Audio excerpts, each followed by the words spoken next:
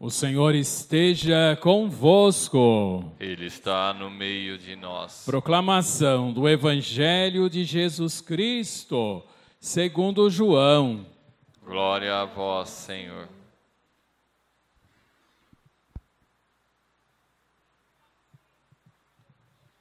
Depois que Judas saiu do cenáculo, disse Jesus: agora foi glorificado o Filho do Homem, e Deus foi glorificado nele. Se Deus foi glorificado nele, também Deus o glorificará em si mesmo, e o glorificará logo. Filhinhos, por pouco tempo estou ainda convosco. Eu vos dou um novo mandamento. Amai-vos uns aos outros, como eu vos amei. Assim também vós deveis amar-vos uns aos outros. Nisso todos conhecerão que sois os meus discípulos, se tiverdes amor uns aos outros.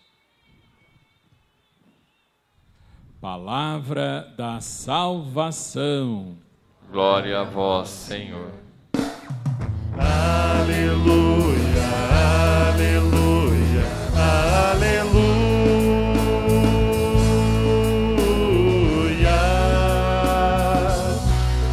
aleluia. Nós podemos sentar um pouquinho. Bastante gente em pé ao fundo. Se você estiver sentado num banco que não tenha 4 pessoas, levante o braço, por favor. Olha, você que está em pé, você pode ir em direção a essas pessoas que estão com o braço levantado, porque é possível de se sentar. Ou seja, tem bastante lugares, dá para nós nos acomodarmos. Evangelho de Jesus para nós, para as nossas vidas, quinto domingo do chamado Tempo da Páscoa, uma caminhada que nós estamos fazendo com Cristo ressuscitado no centro de nossa vida, de nossa fé, desta mesma caminhada. Esse evangelho que nós acompanhamos, interessante que logo no comecinho, primeiro versículo ali, ele já situa para nós qual que é o contexto, aonde que está exatamente. A primeira informação que diz ali, depois que Judas saiu do cenáculo. O que está querendo dizer aí? Qual que é esse momento? É um momento, na verdade, logo após a última ceia, Jesus havia instituído a Eucaristia, o mandamento do amor, feito lava-pés, o sacerdócio. E aí, é como que, o que vai acontecer logo depois? Nós sabemos. Saindo dali, depois dessa fala, Jesus vai para o horto, lá das oliveiras. Lá do horto ele vai ser preso, vai ser levado diante das autoridades, vai ser condenado e vai morrer na cruz. Exatamente dentro desse contexto é que Jesus fala exatamente isso que nós acompanhamos. Ele diz primeiramente, olha, agora foi glorificado o Filho do Homem, e Deus foi glorificado nele. Se Deus foi glorificado nele, também Deus o glorificará em si mesmo, e o glorificará logo. O Filho do Homem foi glorificado. É como que Jesus estivesse dizendo assim, chegou o momento. E o momento é agora, o momento é esse. E Jesus seria preso para morrer numa cruz. Nós podemos fazer o seguinte questionamento inicial: o que é valorizado no nosso mundo? A vitória. O primeiro lugar, quem ganha, quem vence, quem se sobressai, quem tem sucesso, quem alcança os primeiros lugares. Quem que é o vice mesmo? Quem que foi o vice-campeão? Quem chegou e ganhou a medalha de prata? Ou seja, dentro da nossa cultura isso passa completamente despercebido. Interessante que ao longo de toda a vida, a pregação de Jesus, em muitos momentos ele foi, ou tentaram fazer uma exaltação, em um determinado momento que quer inclusive coroá-lo rei. Ele rejeita. E aí, quando estava prestes ao desfecho da sua vida, ou seja, a prisão, a condenação, a morte, Jesus fala de ser glorificado. Uma lógica diferente da nossa, uma lógica diferente do mundo, uma lógica de colocar justamente nesta aparente derrota, porque aos olhos daquilo que era esperado do Salvador de Israel, um fracasso. E apesar dessa colocação, Jesus nos mostra uma vitória, porque nós sabemos, através da sua morte, nós recebemos a redenção, o perdão dos nossos pecados, e através da ressurreição, o caminho para a vida eterna, no qual, na verdade, todos nós somos chamados a trilhar, ouvir, acompanhar o que diz e ensina Jesus para alcançarmos essa vida eterna. Então, dentro desse contexto que Jesus fala de ser glorificado, ele coloca e aí ele segue. Interessante que é como se Jesus, nos últimos momentos ali, ele quisesse dizer, olha, de tudo o que eu falei, o mais importante, dentro dessa premissa que nós poderemos entender essa fala de Jesus. Ele ficou 3 anos com aquele grupo, conviveu, teve a oportunidade de falar, de repetir e falar novamente.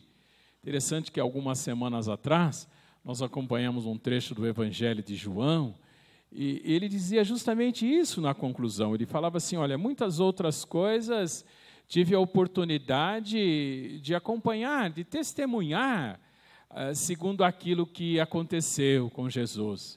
Escolhi algumas e relatei nesse livro, para que nós, a partir desse relato, pudéssemos conhecer a Jesus, conhecer Jesus como Cristo, o Salvador, e para que, uma vez conhecendo, tenhamos a vida em seu nome.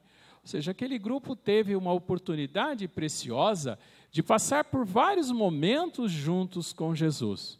E naqueles últimos instantes, é como que Jesus quisesse, olha, de tudo o que eu falei. Interessante que ele começa dizendo assim, filhinhos, um bando de barbudo, de marmanjo, ele chamando de filhinhos, ou seja, dá até a impressão daquela possível situação, por exemplo, de um pai no leito de morte, querendo falar as últimas palavras para os filhos, para os filhos, querendo orientar, preocupado com o depois. Nesse contexto, Jesus diz assim, eu vos dou um mandamento novo. Qual mandamento novo? E ele diz, amai-vos uns aos outros. Bom, até aí não é novo, porque se a gente pegar no comecinho da Bíblia, o livro do Levítico, já fala esse amai-vos uns aos outros. Mas ele continua, como eu vos amei, assim também vós deveis amar-vos uns aos outros, amar como Cristo nos amou. E o amor de Jesus, nós sabemos, meus caros irmãos e irmãs, foi um amor de doação, um amor de entrega, um amor pela nossa salvação. Esse é o primeiro sinal que Jesus diz de como deveria ser esse amor. Nós sabemos que o amor que aprendemos de Jesus não é um amor teórico, um amor escrito nos livros, é um amor para ser vivenciado no dia a dia de nossas vidas. Contexto da nossa história, e Jesus completa aí a última informação, dizendo justamente isso, nisto todos conhecerão que sois meus discípulos, se tiverdes amor uns aos outros. Ou seja um amor a tal ponto que as pessoas possam perceber. Agora, às vezes, em algumas situações, em algumas circunstâncias, nós podemos até estar cheios de boas intenções, mas não basta. Essas intenções, diante da necessidade desse reconhecimento, é menos. Ou seja, precisamos, na verdade, ter gestos que as pessoas consigam identificar como gestos de amor, segundo esse mesmo amor que vem de Cristo. Aí sim, completa Jesus para nós. Uma vez reconhecidos como discípulos, uma vez reconhecido com esta capacidade de amar-vos, seremos reconhecidos como discípulos e discípulas de Jesus. Completando a mensagem das leituras, a segunda leitura fala para nós, um ancião sentado no trono, e diz assim que fará novas todas as coisas. Para novas todas as coisas, podemos invocar esse mandamento novo que nos fala Jesus, a capacidade de, em cada situação, entender aquilo que é de Deus e querer amar aquilo que é de Deus, segundo o amor que o próprio Cristo Jesus nos ensina. Também a primeira leitura traz aí o desfecho para nós da viagem de Paulo e Barnabé. Ela já dizia a primeira leitura da semana passada. Paulo e Barnabé saíram em missão e foram em várias cidades anunciar Cristo Jesus, anunciar justamente o reino de Deus, anunciar Jesus como sendo o Salvador, como Messias. E aí o trecho de hoje traz para nós um relato da volta. Bom, a gente fala assim de viagem de São Paulo, não é assim a viagem, ele foi na quarta-feira e voltou no domingo. É uma viagem mais longa. Só em Corinto, por exemplo, que não é o caso dessa viagem, ele ficou quase 2 anos. Ou seja, mais uma hora ele volta. E aí, quando ele volta passando pelos mesmos lugares que ele tinha ido, e nessas comunidades ele vai exortando para que aquelas pessoas pudessem perseverar na fé. O quanto, na verdade, devemos também nós, segundo essa palavra, perseverarmos na fé, buscando viver esse amor. Aí Paulo vai organizando as comunidades, inclusive até do jeito que nós conhecemos hoje, deixando um presbítero para estar à frente, coordenando, puxando.